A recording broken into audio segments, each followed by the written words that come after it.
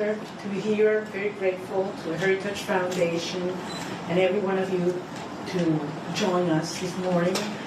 I have to say that looking back what has happened in the last years, and especially in the last days, it seems like a miracle to be sitting here in a free country in front of people that have also given their lives to fight for freedom, and justice, and democracy.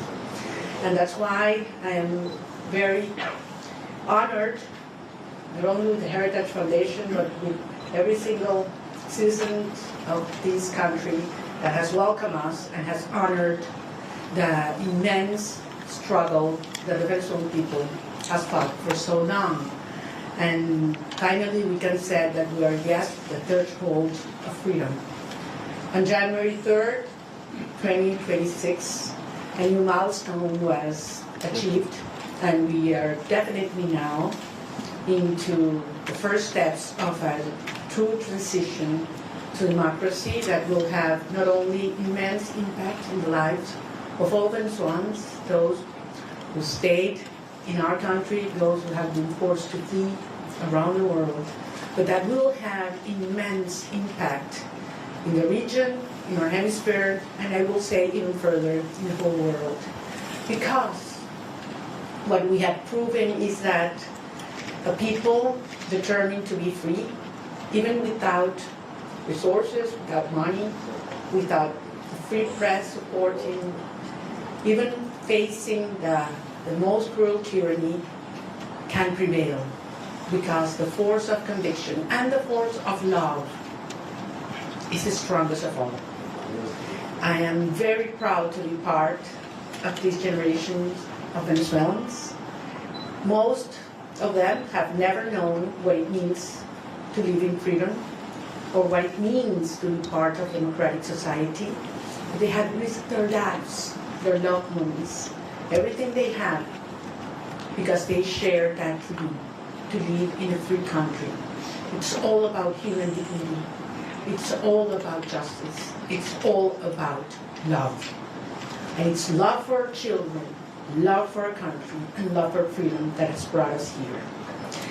Now we face a very complex and delicate process, and as Venezuelans, we are absolutely grateful to President Trump, his team, his administration, and the people of the United States, because it took a lot of courage to do what he did. And he did it, yes, on behalf of the American people, but also because he cares for the people of Venezuela. And he told me that yesterday. And I think that was the most important message I can bring back to my country. Tell the Venezuelan people that the American people and the President of the United States truly cares for the life, the well-being, and the future. I'm certainly talking about our political prisoners and all those that have been persecuted, those who are all today in exile. But I'm also talking about those children that are growing without their mothers because they had to flee to send food back, that are going without education because public schooling in Venezuela works 2 days a week because teachers earn $1 a day and they need to get other jobs in order to eat, that are growing without help and food. And we have the generation that is suffering the highest levels of malnutrition in a century. That's our children right now. And it is because of them. It's because of saving lives that we're doing what we're doing right now. And that's why we're going to do it. And the only thing I want to assure the Venezuelan people is that Venezuela is going to be free, and that's going to be achieved with the support of the people of the United States and the President, Donald Trump of the United States. So I'm very grateful to be here. We're facing challenging times ahead, and we are prepared to do what it takes as a legitimate government. Edmundo González Urrutia and I have been in communication permanently all these days, and we feel not only with a mandate from the Venezuelan people, and that's why I'm here, and that's why what I convey to the President of the United States, but also with a huge task in front of us to prepare with other teams around the world and in Venezuela to take over government when the right time arrives. So thank you very much, and I'm more than willing to hear your questions now. So I believe there is a procedure that has been designed, so because we thought there might be some interest today. Thank you very much. It's an honor to have you, Thank you. Machado. I'm going to start off with a question, and then we're going to open it up to the press. My question to you, Ms. Machado, is you know Venezuelan people more than anyone, and that's apparent from the very you know the Venezuelan people more than anyone. That's apparent from the very strong support that they've shown for you time and time again. I wonder if you could tell us a little bit about, I mean, as you know, your country has been destroyed by socialism, Cuba, Russia, and Iran looting your nation, your wealth. Do you see, and the primary victim of this has been the Venezuelan people, do you see a future in which, at all possible, where a free and fair election and return to democracy in Venezuela restores anything but a strong, staunch U.S. ally and a country that leaves behind the shackles of socialism? Well, thank you very much. Can you hear me? I'm not hearing an echo here. No. Yeah? We can hear you. No. It's fine? Okay. Well, I'm very glad to know there's a problem with an echo, right? Yes. Okay, different microphone. Can you answer at the podium? Yes. No. I'm proposing now. You want me to stand up? You prefer that I stand up? Yeah. No? Yeah. That's better now? Okay. Look, I'm very glad to start with this issue because I understand that there are many concerns regarding the transition in Venezuela and compared to previous events in all parts of the world. And I always insist in the link between what is Venezuela today compared to Middle East countries that went through change in governments or regimes. We're talking about a society that is perhaps the most cohesive in the region. I dare to say even in the world. I ask you to think any other society in which 90% of the population wants the same. Not only that they reject the actual regime, but we want the same.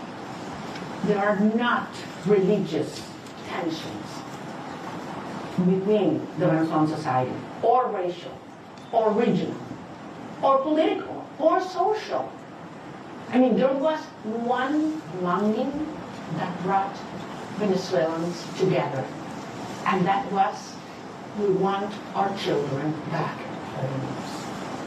And it was that demand that I heard all around Venezuela in 2023, when we were moving forward to the primary process, that made me realize how powerful it was to unite a country, to tear down the barriers that the regime has built to divide us, you know, between rich and poor, black and white, left and right, military and civilians, and we brought a country back together. That's why I always said, you know what, Maduro's going to go. We're going to get rid of him one day or the other. What's important is the country that's coming afterwards. And it's a country based on shared values. We want to live with dignity. We want to live with the result of our work, our effort, a society based in merit, and not, if you know, the chavista who is in a certain place at a certain time. The women do not want handouts.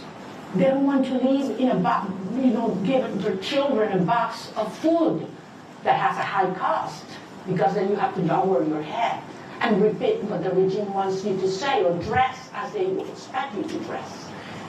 They want to live with their job well done. That's dignity. And that's what Venezuela deserves and wants today. And that's what we represent. So, of course, the result of this hard process will be a society based on these values. A society that is profoundly pro-American. And I want to insist on this. Delcy Rodriguez, yes, she's a communist. She's the main ally and representation of the Russian regime, the Chinese and Iranians. But that's not the Venezuelan people, and that's not the armed forces as well. So I am profoundly confident that we will have an orderly transition. This is a complex phase we are right now. Some of the dirty work is being done by them. But then the result of a stable transition will be a proud Venezuela who's going to be the best ally the United States has ever had in the Americas.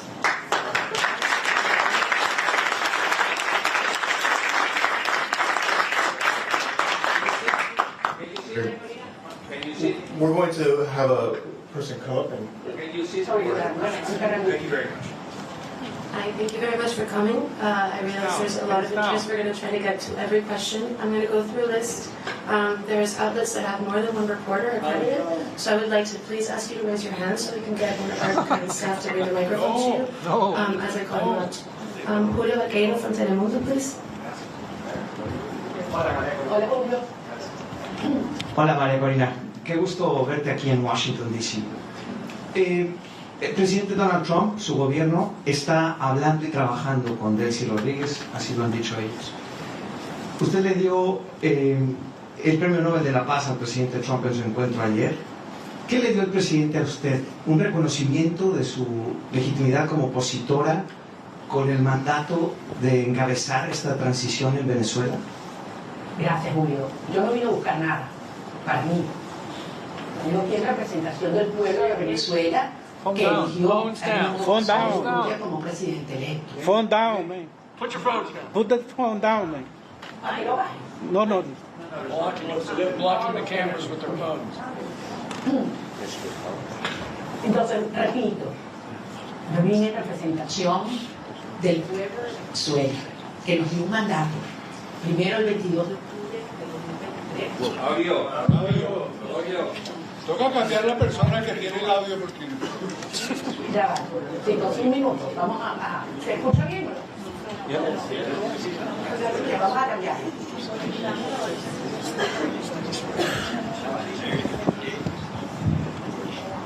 Ahora está mejor. Sí, sí. ¿Ahora sí? Ok, voy a repetir la pregunta la respuesta a la pregunta de Julio. Le decía, yo vine a reunirme con el presidente de los Estados Unidos en representación del pueblo de Venezuela, que nos dio un mandato. El 22 de octubre del 2023, cuando yo recibí más del 92% de los votos en las primarias, y el 28 de julio de 2024, cuando el mundo González Urrutia, en las condiciones más extremas y fraudulentas, recibió el 67% de los votos de los venezolanos y lo probamos. Vine a recibir de parte de él un mensaje para los venezolanos. Y es la seguridad de que contamos con los Estados Unidos para avanzar en una ruta donde se haga respetar la soberanía nacional, la libertad, la democracia y la justicia. Hay un proceso muy complejo en marcha, lo sabemos, pero se están dando pasos. Evidentemente, para los venezolanos es una situación cada día, para muchos venezolanos de vida o muerte, y ahí hay una enorme urgencia ética. Pero entendemos que este es un proceso complejo, del cual nosotros somos parte y queremos y estamos contribuyendo. Gracias. Nick Sheffield from PBS, please. Well, Maria Corina, thank you so much. It's great to see you in person after seeing you virtually for the last few years. Two questions, if I could, similar to what you just answered, but in English. You had a very good meeting with the president yesterday, but he still maintains a positive relationship and positive language about Delcy Rodriguez. The CIA director was just there. So what's your message to the president and to the United States when U.S. policy is still to support the Chavismo government that still exists in Caracas. And I have to ask, your statement last night said that you felt like you were going to die at one point when you left Venezuela in the boat. Can you just tell us exactly what happened in that moment when you were in that boat? Thank you. Well, regarding all the details of how and when I left Venezuela, for the protection of those involved and help move and get here, I will wait until the regime is no longer in capacity to harm them, to share that in detail. Yes, there was a certain moment in the trip, in the boat, where I was hurt because the waves were very high, over 6 feet, and it was a strong wind, and we got lost in the ocean. We lost the sign of the GPS, and satellite phone stopped working, and Starlink antenna did not work as well, all at the same time, so it was very risky, dangerous, and scary moment, I have to say. And it lasted several hours. But at the end, as I say, you know, we have moved ahead de la mano de Dios. And that's why I believe it is a miracle, and I'm here. And I know that someday I will be able to tell you all the details and thank personally all those that risked their lives in order for this to happen, because they knew it was very important for our cause that I was able to leave my country at that moment. Regarding your first question, look, this has nothing to do with a tension or decision between Delcy Rodriguez and myself. This is about the cartel and justice. This is about a criminal structure that is the regime and the mandate of the Venezuelan people. That's what's at stake at this moment. I'm just one member of a huge movement of millions of Venezuelans that have decided and are committed to be free. And I have no doubt that President Trump, his administration, and the people of the United States support democracy, justice, freedom, and the mandate of the people of Venezuela. I have absolutely no doubt, not only because it's in the well-being of Venezuelan people, but as I say, because it's crucial for the American people. The United States today is a safer nation after January 3rd. And once the regime is out and the transition is accomplished, the United States will not only be a safer nation, but one that will have more prosperity and strength in our hemisphere. Can we get Eric Martin from Bloomberg, please?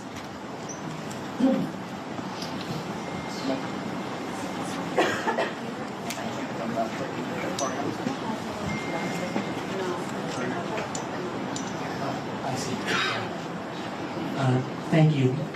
Maria Corina, I'd like to ask you about the timeline for democratic transition within Venezuela, because obviously the Constitution calls for within 30 days a new election. You've already been recognized by a number of countries, including the US in 2024, Mundo Gonzalez as having won that election, and accusations that the election was stolen by the Maduro regime. As you mentioned, you overwhelmingly won the primary in 2023. Do you have an expectation, is your expectation that the next step in this process would be a new election in Venezuela? Do you expect that to happen in 2026? Or what does the roadmap look like from getting from today's government by Delcy Rodriguez, the government de facto that is in control, to a democratically elected government? Thank you. Thank you, Eric. Well, if the Venezuelan Constitution were respected, we wouldn't have 1,000 political prisoners. We wouldn't have 9 million people, fleeing and living around the country. We wouldn't have our president-elect exiled in Madrid. I mean, he would have taken power on January 9, 2024. So 2025, sorry. So we realize that there's no rule of law in Venezuela. I don't know actually if you're aware, Venezuela is currently in the last place globally in terms of rule of law. Out of 142 countries that have been evaluated by the World Justice Project, Venezuela is in place 142. So much for the Constitution.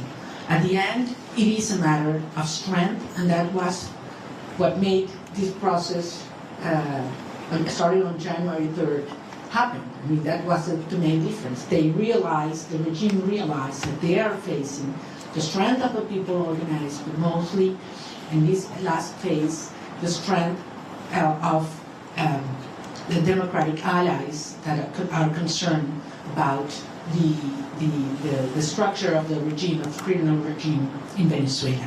So this is a process that has several phases. We are in one that is complex, as I said, in which the regime is forced to dismantle themselves.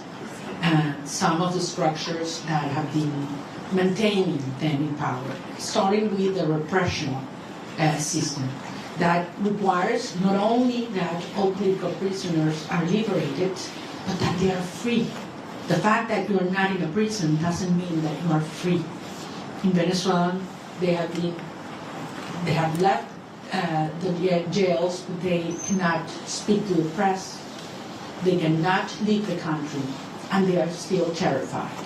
All torture centers have to be closed, and certainly there have to be guarantees for journalists to speak out, and those who have left the country to come back and organize and make the will of the people be respected.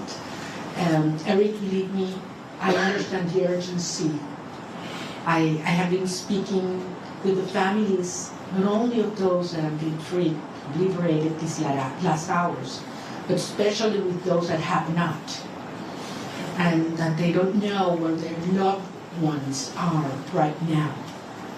They have simply disappeared. I'm talking about hundreds of people. Actually, we found out in these last hours that there were more political prisoners than we thought, because many families had been scared just even to denounce that their loved ones had been imprisoned or disappeared by the regime. So some of those that have been liberated were not even registered by us. So, and this is still in place.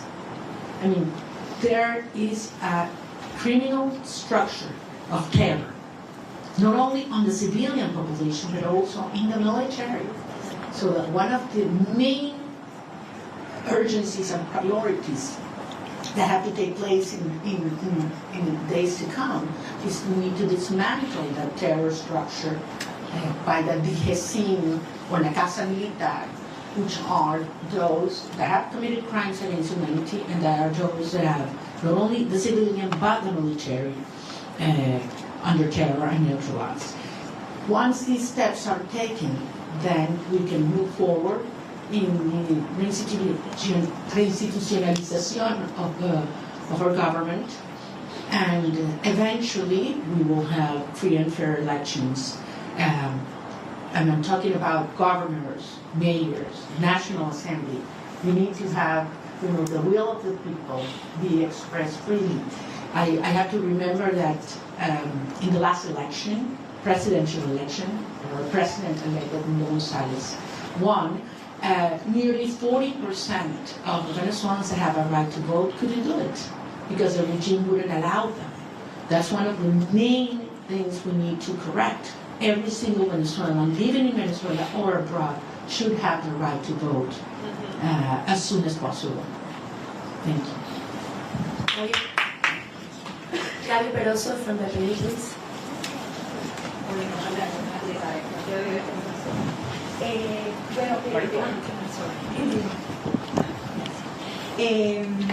Quería que nos dijeras lo que se pueda revelar de la reunión con el presidente Donald Trump, por ejemplo, la importancia del reconocimiento al presidente electo Edmundo González, un cronograma electoral, eso se habló, hay posibilidades ciertas de esas dos cosas.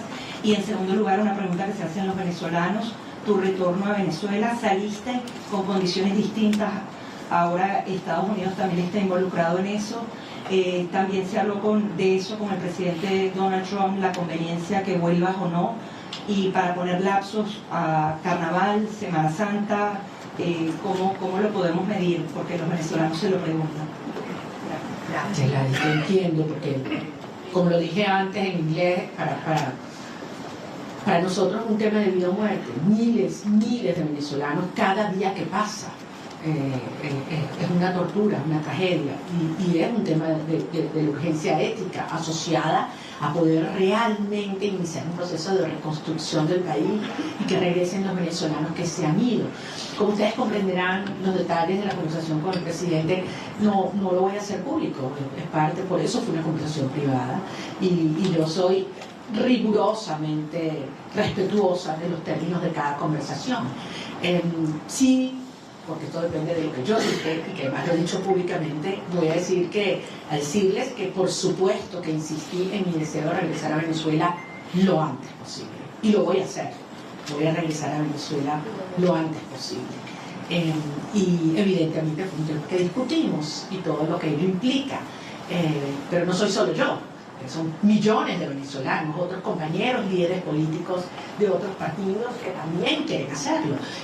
Incluso ayer algunos senadores hablaban de ir a Venezuela, lo dijeron públicamente, lo declararon, y bueno, quizás hasta podemos ir juntos. Es decir, yo creo que hay mucha gente en el mundo preparándose para ir a Venezuela, porque sabemos que este es un proceso irreversible. Puede tomar un día más, puede tomar un día menos, puede haber alguna fase que no nos la habíamos previsto o que no nos gusta.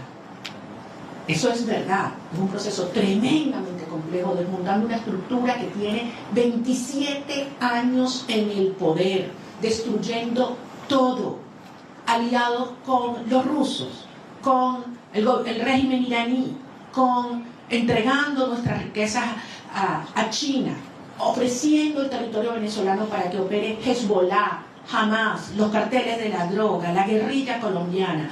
Todo ha entrado, persiguiendo a la sociedad, acabando con nuestras instituciones. Y no pudieron.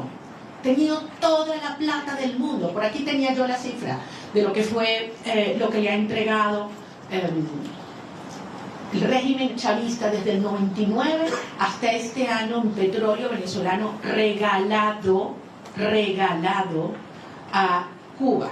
Estamos hablando cerca de 5 millones de barriles de petróleo, una cifra monumental, regalada. Entonces a mí no me vengan a decir que quién se está agarrando el petróleo en Venezuela en este momento. O sea, han saqueado Venezuela y aún así el país está de pie, decidido, unido, y pueden tener la seguridad que nosotros vamos a convertir a Venezuela ahora sí en un milagro latinoamericano.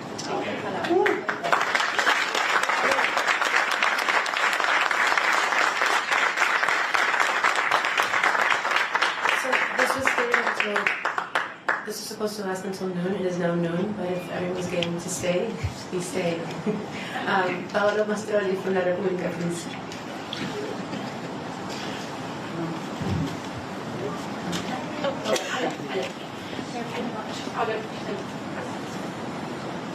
Thank you very much for doing this. You met in Rome with Pope Leo. Can you talk about what you discussed with him, if the ODC is willing and able to help you in this transition? Thank you very much. That was a very important meeting. And I'm Catholic, as you know, and believe me, during my trip, I prayed a lot. So I was able not only to talk to him, but to present to him some of the rosaries that I had brought with me during the trip. And it was a day that marked my life in a personal dimension. But also, I I had a reassurance of the Holy Father that he knows very well what's going on in Venezuela. He knows what the Catholic Church is going through because of the persecution and pressure on our bishops and priests in and I believe that he's not only concerned but actively helping and supporting a peaceful transitional process to take place. I think it was a very important and timely message to Venezuelan society, which is mostly, as you know, Christian. So I think it couldn't have been in a better moment, and it brought a lot of hope and reassurance to our people. Thank you. David Alandete from Diario ABC. Aquí está David. Tú no me vas a hacer preguntas porque tú sabes más que yo. No, no digas eso. Yo doy todos los detalles de mis reuniones por ti, entonces. Okay. Sorry about that. No, te pregunto en español. Okay. Muchas gracias. Quería hacerte dos preguntas y muchísimas gracias por hacer esto. Es genial poder vernos, que no sea virtualmente. Estaba interesado en cómo se ha escrito mucho, se ha dicho mucho sobre cómo fue la visita, los términos, sin revelar nada interno. ¿Cómo te sentiste tratada y recibida? Porque creo que ese ha sido un punto muy importante en la cobertura de la visita. Y el segundo, ¿qué le dirías a la comunidad internacional después de haber sido recibida en la Casa Blanca? Me refiero a la Unión Europea, a otros países que han estado antes en mediación, pero no lo están ahora después de la operación del 3 de enero. Gracias. Muchísimas gracias. En primer lugar, nuevamente lo voy a repetir. Yo no estaba allí como un individuo, yo estoy allí en representación del pueblo de Venezuela. Nosotros representamos al pueblo de Venezuela. Ganamos apabullantemente, no una, 2 elecciones. Y el mundo entero lo sabe. Estamos allí en representación de un pueblo que ha dado su vida para vivir en libertad. Y que no vamos a descansar hasta lograrlo. Venezuela va a ser libre, que nadie lo dude. Y esto va a ocurrir gracias al apoyo que hemos recibido del presidente Donald Trump. Y así lo digo con todas sus letras, y así lo dije ayer en el Senado, en frente de senadores de ambos partidos, a quienes les agradezco profundamente su presencia, porque si hay algo que ha unido al pueblo de los Estados Unidos es la causa por la libertad de Venezuela. Y así queremos que siga siendo, porque el pueblo de Estados Unidos entiende cómo la libertad de Venezuela afecta a todo el hemisferio. Indiscutiblemente para los venezolanos es un tema existencial, pero es un tema prioritario. Yo sentí un enorme respeto hacia el pueblo de Venezuela ayer, cuando entramos a la oficina oval. Y no sé cuánto iba a durar la reunión, pero la verdad es que sentí que pasaba el tiempo, podíamos conversar de todos los temas con absoluta honestidad, crudeza. Como ustedes me conocen, como yo soy, yo digo lo que siento, lo que pienso, y con mucho respeto, sin lugar a dudas. Estoy nada más y nada menos que en la oficina del presidente de los Estados Unidos, frente al presidente de los Estados Unidos, pero consciente de la responsabilidad de este momento único. Y salí de allí, y se lo decía anoche en una entrevista que grabé con Rachel Campos, le decía, me impactó la preocupación que él me transmitía sobre la situación de los venezolanos hoy. Cómo están los niños, cómo están los jóvenes, cómo están los ancianos, cómo está el sistema de salud, cómo está el sistema de educación, cómo están las familias, qué planes tenemos. O sea, yo creo que es, quizás públicamente se da a conocer más las preocupaciones por temas económicos, energéticos, etc. Pero yo ahí pude tener una conversación con un ser humano que le duele lo que están viviendo los venezolanos, que le preocupa y que está genuinamente comprometido con su bienestar.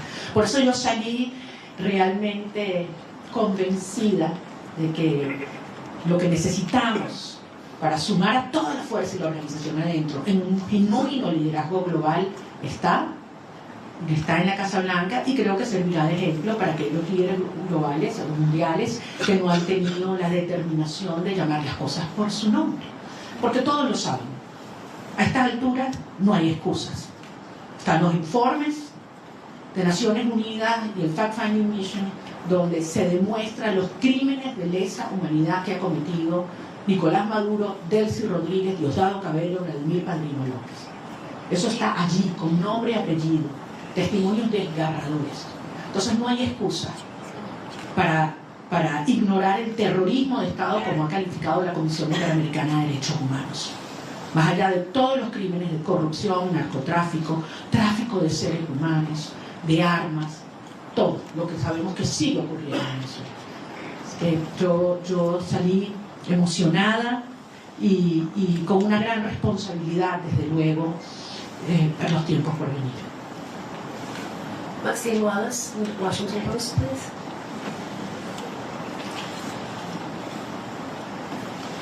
Maxine is not here. Washington Post. Washington Post.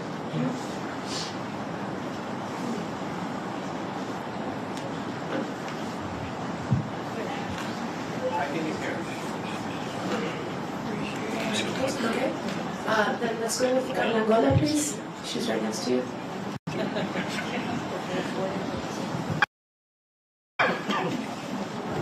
Perdón. ¿Cómo estás, María Corina? Quería solo algunos detalles, ¿no?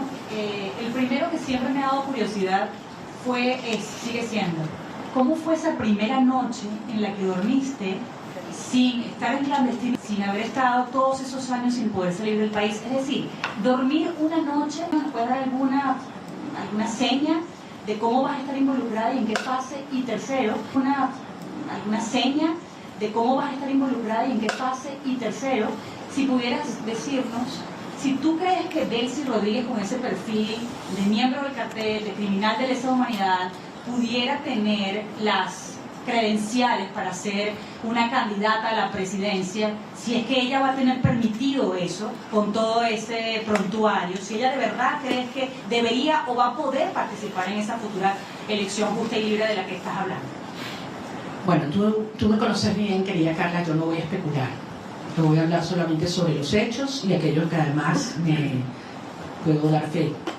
En primer lugar, de la señora Delcy Rodríguez, creo que la justicia de los Estados Unidos tiene suficiente información, y la justicia internacional. Solamente les recuerdo que no solamente es ideológicamente comunista y muy fanatizada, pero además ha sido, como en el cargo de vicepresidente, quien ha supervisado y ejecutado todo el proceso de represión en Venezuela. Es decir, los centros de tortura están bajo su dirección y han estado bajo su dirección. Es responsable directa. Además, ha sido parte del diseño de bypassear las sanciones de los Estados Unidos, la justicia de los Estados Unidos, para poder obtener y seguir haciendo transacciones financieras con países que son enemigos de los Estados Unidos. Entonces, queda muy claro cuál ha sido y cuál es su perfil. Y con relación al rol que vamos a tener el gobierno electo en estos próximos pasos, es algo que no hay que descubrir, es algo que hay que construir. Y ayer dimos un paso, y evidentemente es algo que está en diseño, en construcción, y veremos día a día cómo va ocurriendo. Como yo se los decía siempre a los venezolanos, it's one day at a time. Ya estamos en una fase que es 1 hour at a time. Y como son las cosas en Venezuela, ya ustedes saben cuál va a ser lo próximo, ¿no?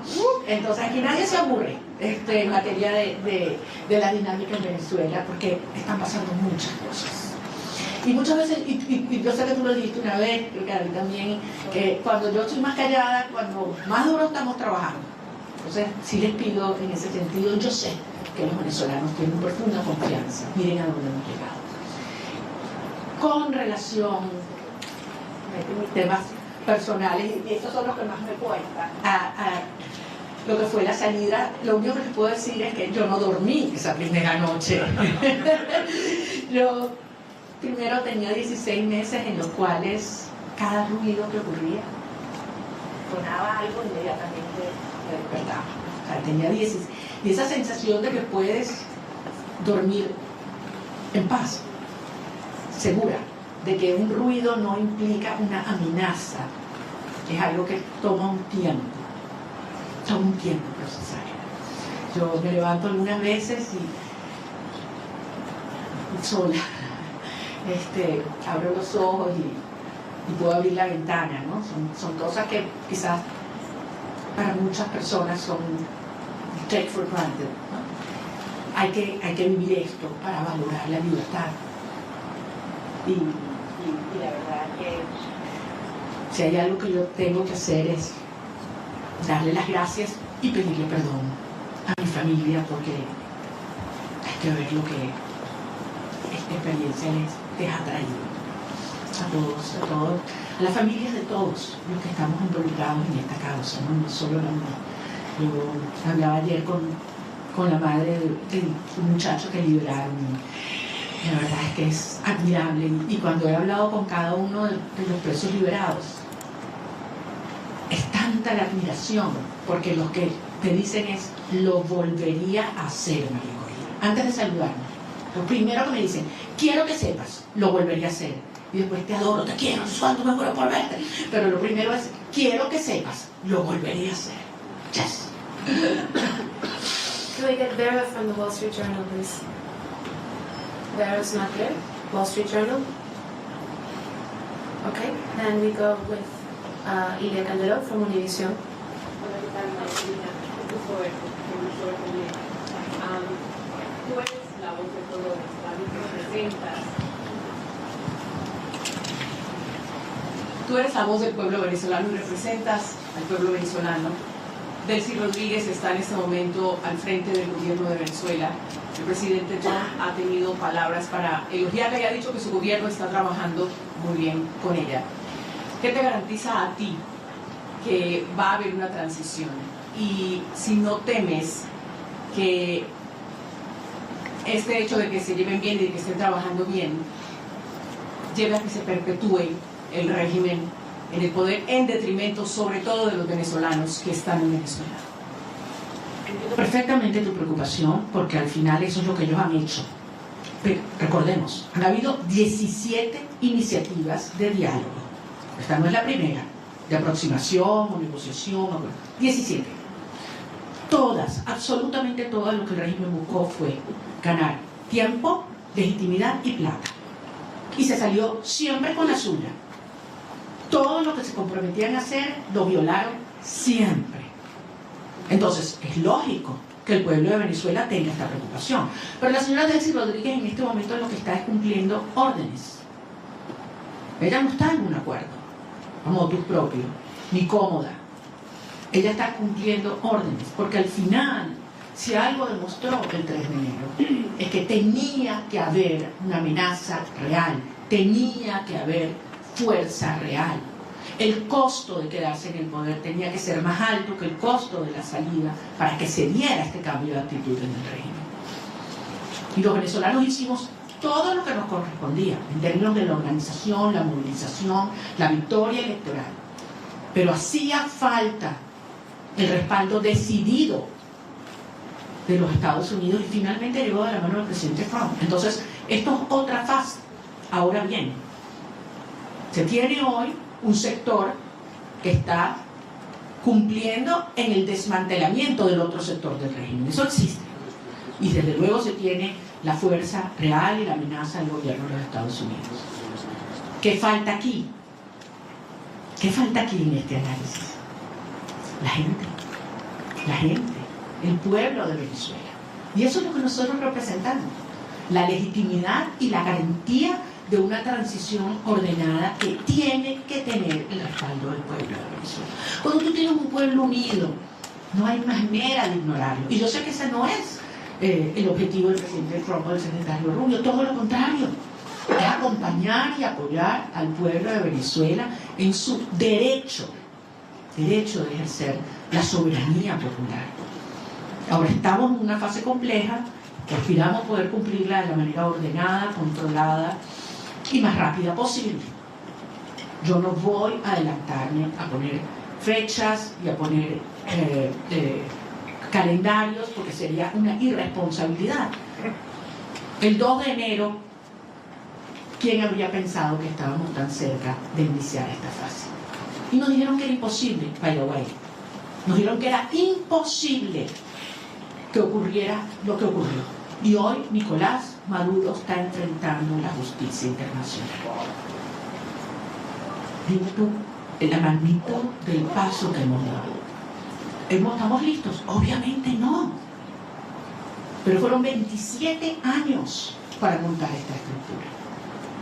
Y estamos avanzando con pasos muy firmes. Y yo sé que esto se terminará acelerando y canalizando, porque finalmente los vectores están todos alineados. Falta, sí, como decía David, que algunos otros países alrededor del mundo con firmeza y valentía reconozcan que se está haciendo lo correcto y que lo acompañen. Yo creo que en este momento no es posible, porque depende de múltiples variables, pero nuevamente, trabajando duro para garantizar que podamos regresar a Venezuela con el mundo González Urrutia también. Benjamín Álvarez, de Deutsche Welle.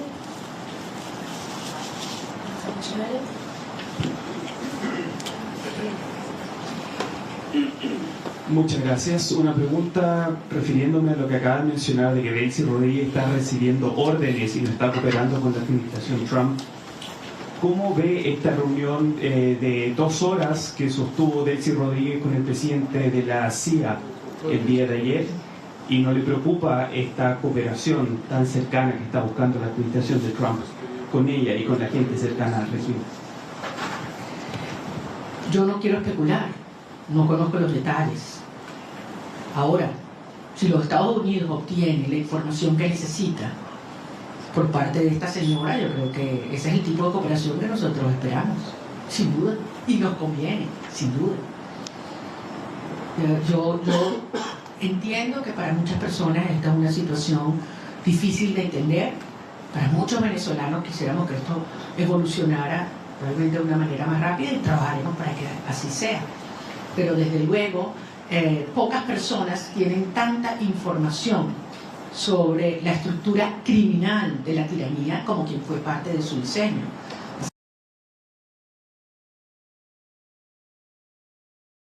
Al director de la CIA. We're going to take a couple of questions in English. Eric from Politico, are you here? Please.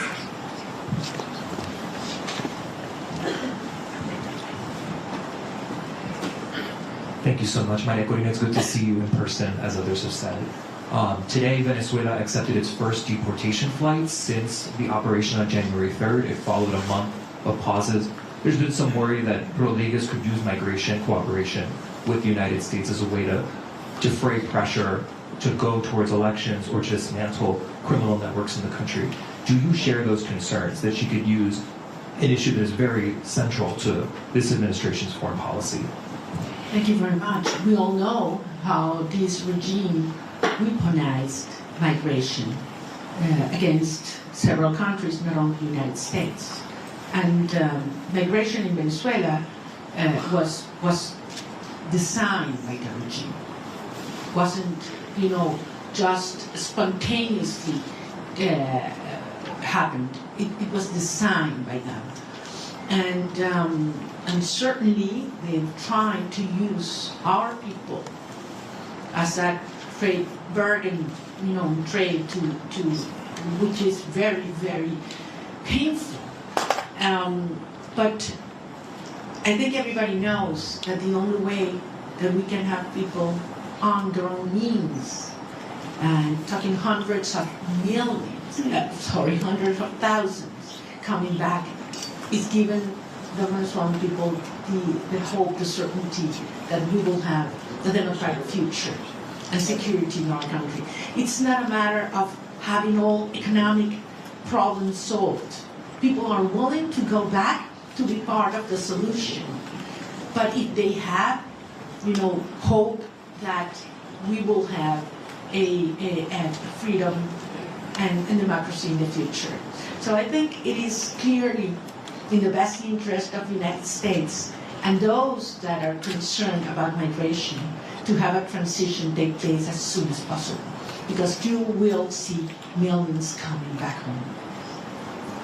I have several accredited journalists from the AP. I don't know who wants to take the question. Josh Goodman from Associated Press. Hi, Maria Corina. Thank you. Lots of questions still about the meeting yesterday with President Trump. I just have three specific ones. Did you urge him to seek the arrest of Diosdado Cabello? Did you urge him not to meet with Delcy Rodriguez, as he's indicated he would? And did you urge him to not allow Delcy Rodriguez to reopen the Venezuelan embassy in Washington? Those are three specifics. I want to know what your position on those are. Thanks.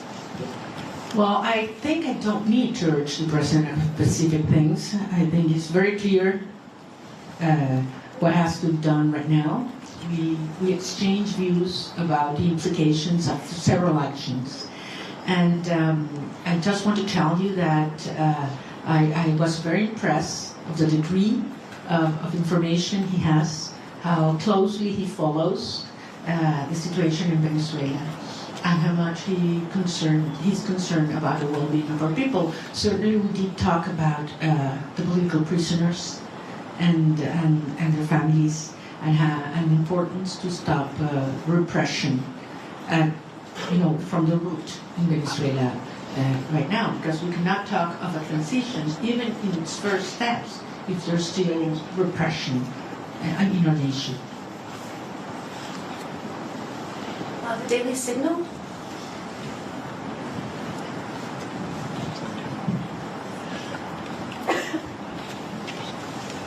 Thank you so much. Wondering regarding your meeting with President Trump yesterday, do you believe that you earned the trust of the president? And did you all specifically talk about a transition of power in Venezuela in which you would become president? Thank you. Well, the point, again, this is not about me. It is about the will of the people. And we certainly talk about how popular sovereignty has been expressed in Venezuela, and absolutely terrible conditions in which we did, and how the regime stole that result. And I think he can certainly relate to that. So I believe that the point here is Venezuela has decided as a nation to be united as a nation, to be united first, to unite back again, and to fight for a right to be free. And he understands the moment and the implication for I would say the whole hemisphere. We talk about, and I would say this, I know you can imagine that about other countries, and specifically about Cuba and the implications of a transition to democracy in Venezuela, what would mean to Cuba. And I insisted on something I've said many times, that I believe that for the first time in history we will have the Americas free of communism, dictatorship, and narco-terrorism. For the first time in history. And that's what's already happening. Sometimes you are so immersed in processes that, it's hard to understand the implication. And historic implications. Imagine what this will mean to have these dictatorships finally gone in Venezuela, in Cuba, and Nicaragua. I mean, this is equivalent to the fall of the Berlin Wall in the Americas. So this is huge from a historic perspective, and this is happening as we speak. Doral Kono, NHK Japan. Japan media. Okay, can we get Mr. Rosen from Newsmax? Also not here, okay. Jesus La Papilla, please.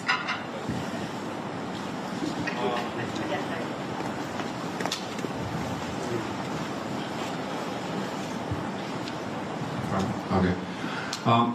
I was wondering if President Trump he's aware of how many political prisoners have been released so far. I mean, it's less than 10%, and I was wondering if he's aware of that, and if he's told you some strategies that he will do to enforce, to make them release in the next months or weeks or something? Certainly aware, President Trump is certainly aware of what's happening with the political prisoners, how they are not being confined as they were expected, and committed to see that happen. I have no doubt. Well, what specifically he plans to do, we didn't get involved into that, but I trust his word that that's something that will take place. And as you know, Jesus, and we've talked about this is one of certainly my top priorities right now, certainly. We do have another media outlet from Japan. If you're in the room, please raise your hand. No? Okay. AFP, Agence France Presse.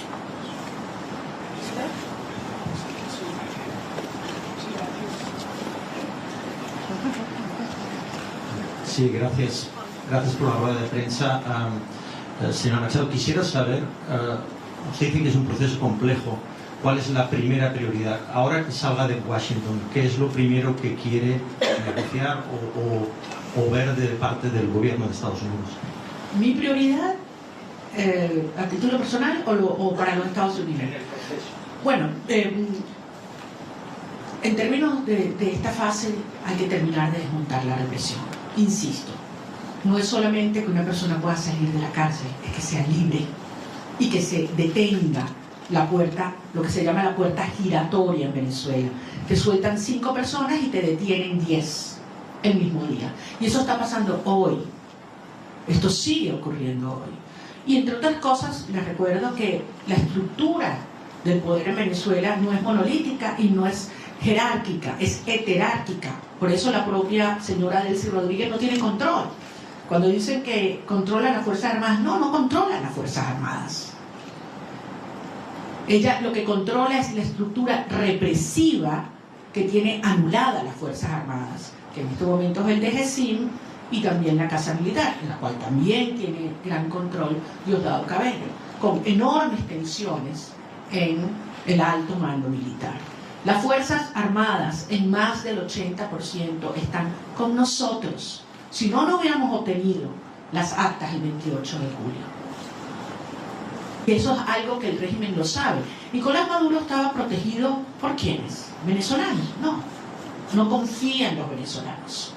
Él sabe que las Fuerzas Armadas repudian este sistema tanto como el resto de los ciudadanos de nuestro país. Pero las Fuerzas Armadas están amarradas, neutralizadas, aterrorizadas por la estructura represiva del DGCIM.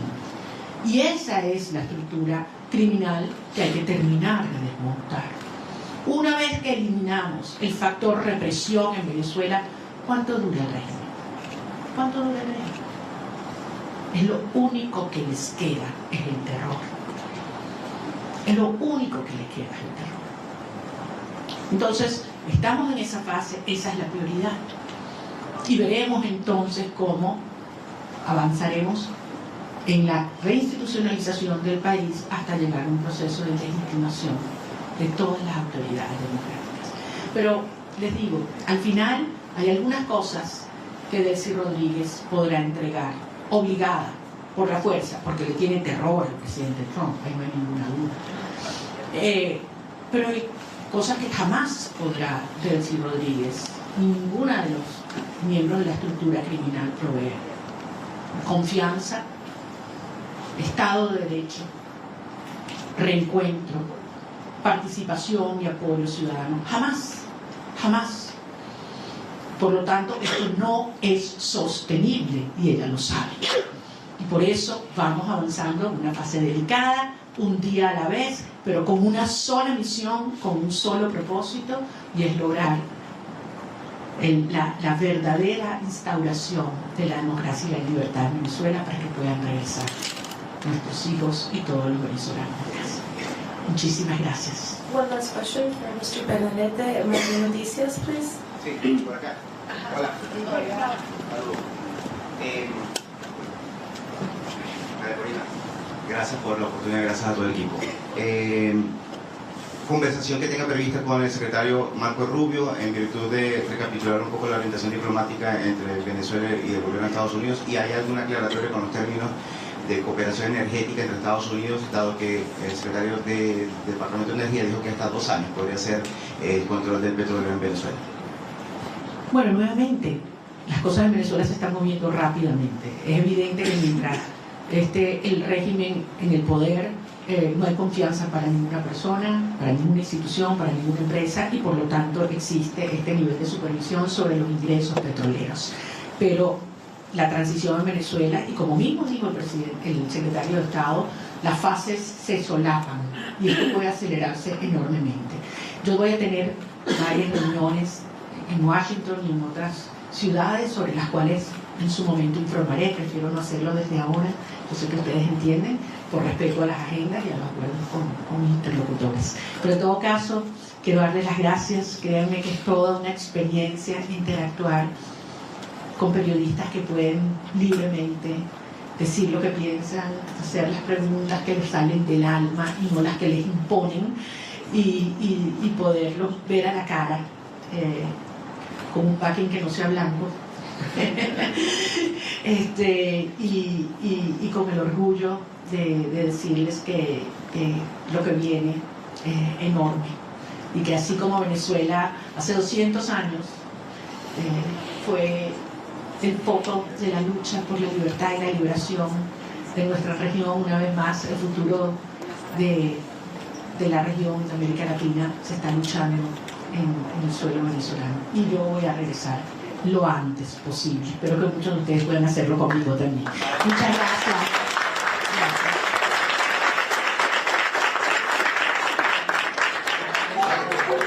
Thank you very much. Allow to file out, and then we'll all orderly come up back. But thank you.